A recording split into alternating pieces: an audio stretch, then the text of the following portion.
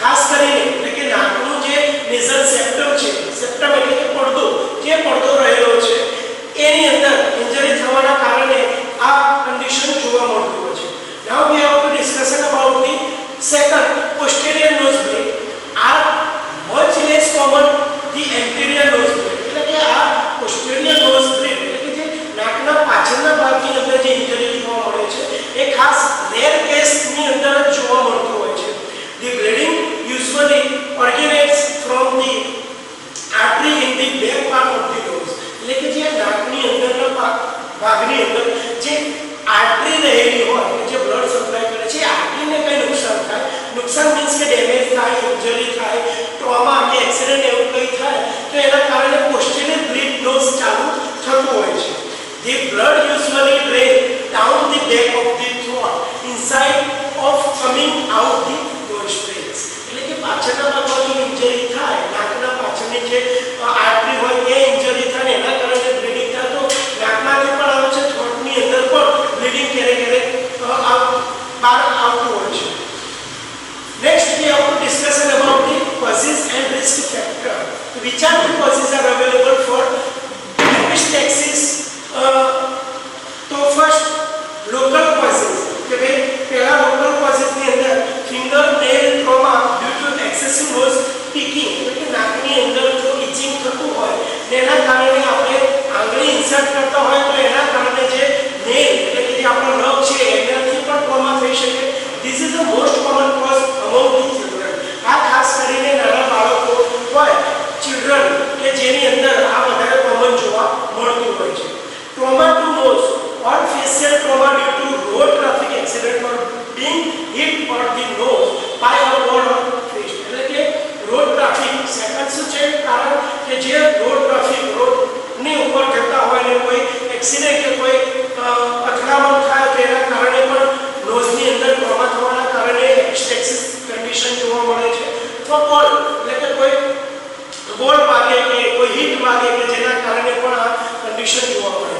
Fracture of the nasal બોન, બરાબર કે accident થાય અને નેઝલ બોન જો ફ્રેક્ચર થાય તો પણ આ કન્ડિશન જોવા મળે. ઇટ્રોજેનિક કોઝિસ ઇન્ક્લુડિંગ નેઝોગેસ્ટ્રિક એન્ડ નેઝોટ્રેકિયલ ઇન્ટ્યુબેશન. એટલે કે નેઝોટ્રેકિયલ ઇન્ટ્યુબ ઇન્ટ્યુબેશન કરવામાં આવે ત્યારે પણ ઇન્જરીના કારણે એપિસ્ટેક્સિસ થવાની શક્યતા છે. Number 2 infection. Children usually present with epistaxis due to local irritation or recent URTI એટલે કે upper respiratory tract infection. એટલે કે જો બાળકોની અંદર upper respiratory tract infection હોય તેના કારણે નોઝ બ્લીડ થવાની શક્યતા છે.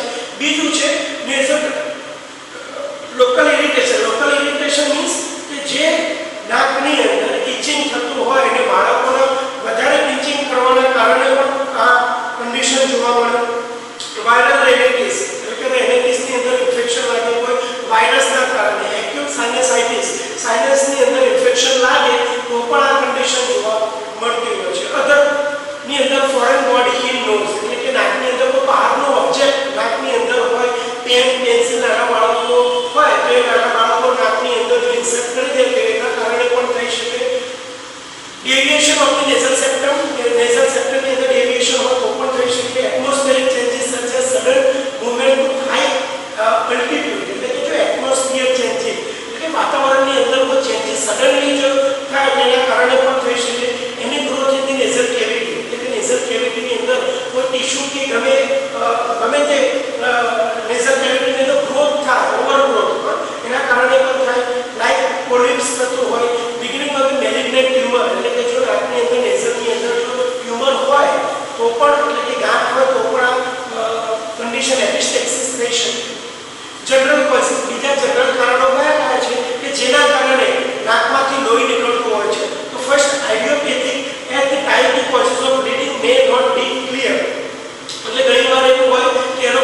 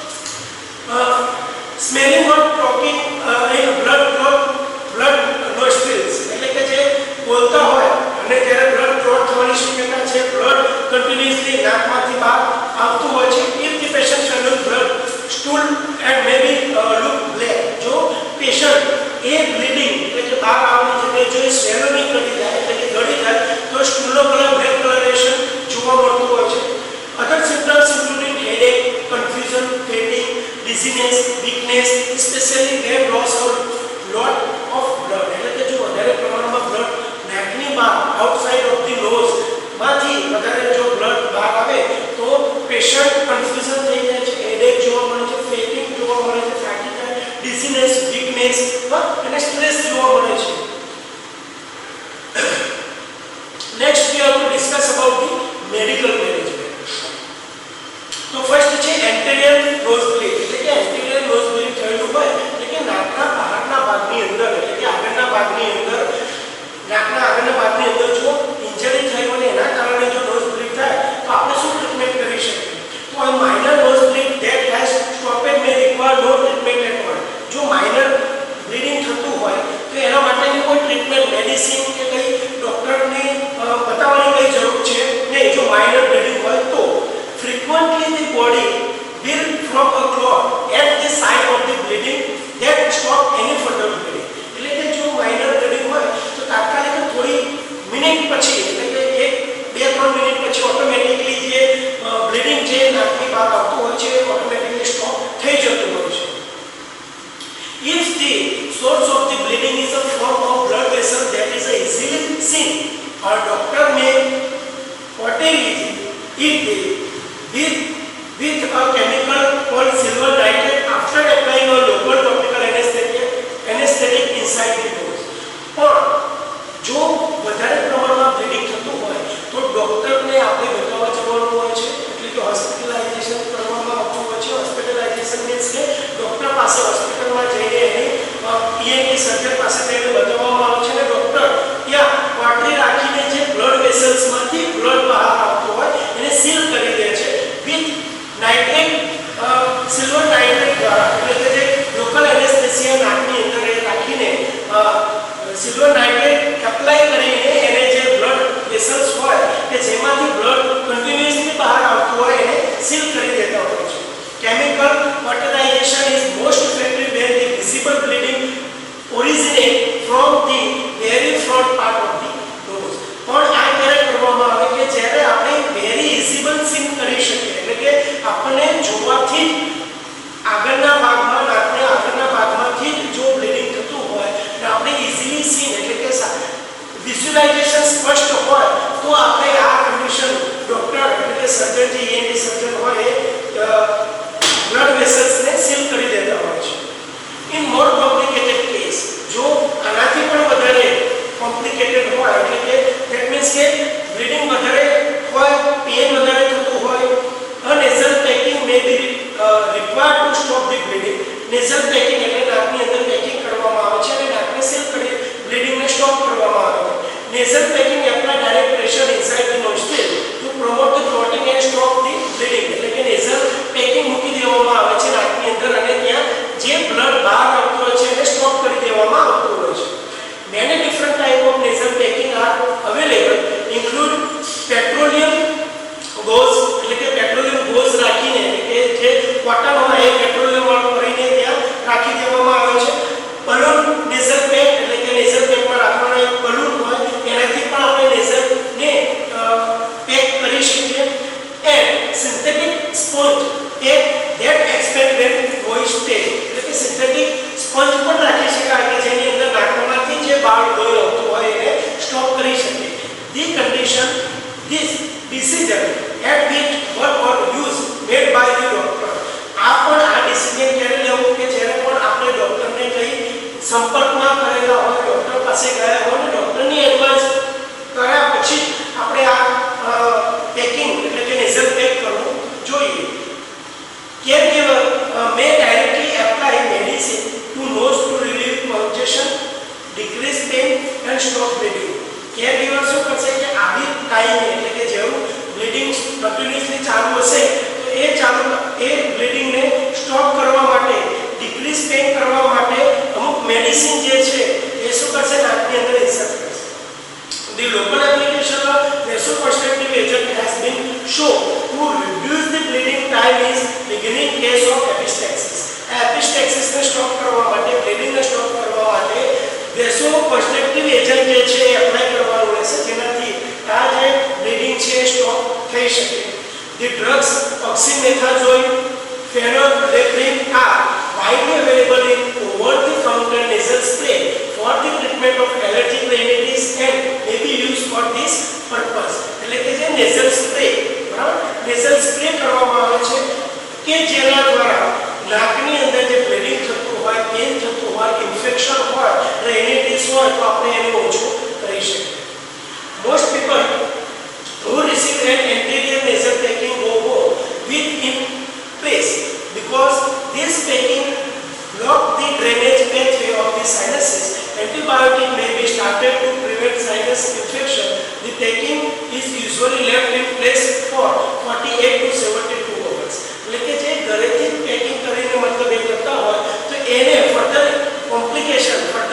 ઇન્ફેક્શન ન થાય, નેઝલ ની અંદર એટલે કે નાકની અંદર ઇન્ફેક્શન ન થાય એના માટે એન્ટીબાયોટિક ટેબ્લેટ જે છે એડમિનિસ્ટર કરવી જોઈએ અને એ પેકિંગ 48 થી 72 કલાક પછી ડોક્ટરના ઓર્ડર મુજબ એ રિમૂવ કરવું જોઈએ.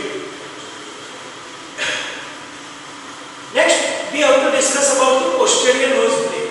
Previous we have to discuss about the anterior nose blade. Next we have to discuss about posterior nose blade. A posterior nose blade that does not stop bleeding on its own requirement admission to the hospital. એટલે કે જે posterior nose blade ની અંદર જો blood stop ન થતો તો તાત્કાલિક આપણે હોસ્પિટલાઇઝેશન થવું ખૂબ જરૂરી છે. As this type of nosebleed can be very serious. Posterior nosebleed ની અંદર જે બ્લીડિંગ થતું હોય છે ખૂબ સિરિયસ હોય છે. In order to control the bleeding, a posterior nasal packing will be inserted by the doctor.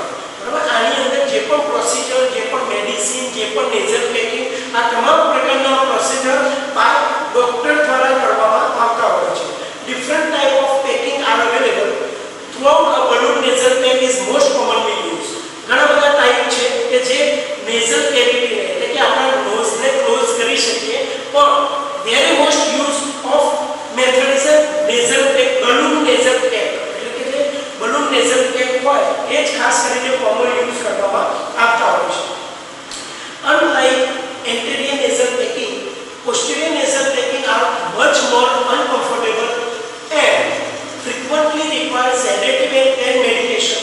એટલે કે જે વધારે પેન થતું હોય, બ્લીડિંગ થતું હોય તેના માટે મેડિકેશન પણ ડોક્ટરના ઓર્ડર પ્રમાણે જ આપવામાં આવતું હોય છે. Further more potential complications such as infection and blockage of the breathing passage may be encouraged with posterior nasal packing.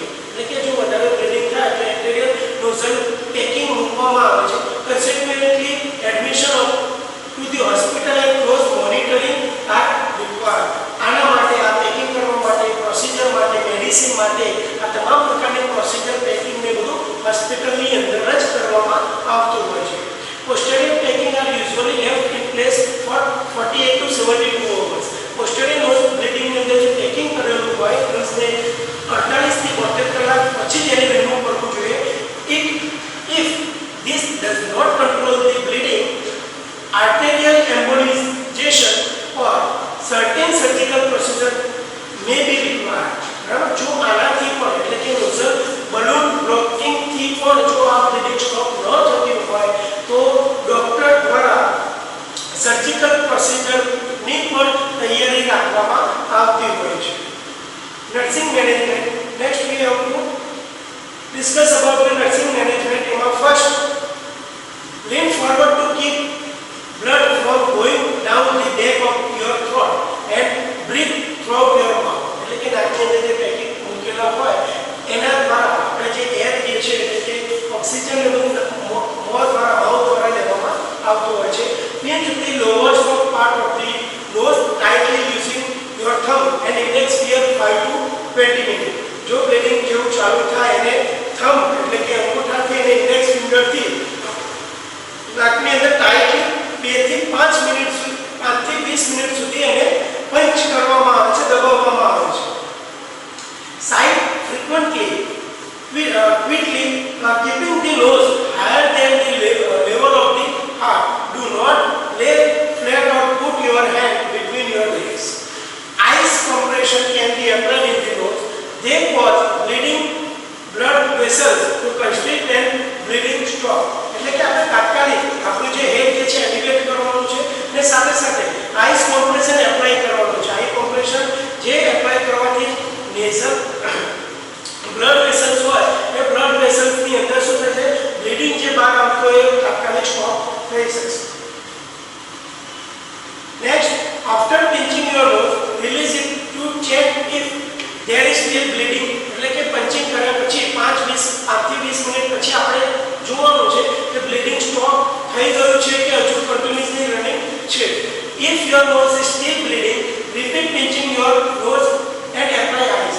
જો જોયા પછી એટલે કે જે 5 થી 20 મિનિટ જોયા પછી કન્ટિન્યુઅસલી બ્લીડિંગ ચાલુ જ હોય તો વળી પાછું પિંચિંગ કરવાનું છે અને એપ્લાય આઈસ એટલે કે આઈસ એપ્લાય કરવાનું છે.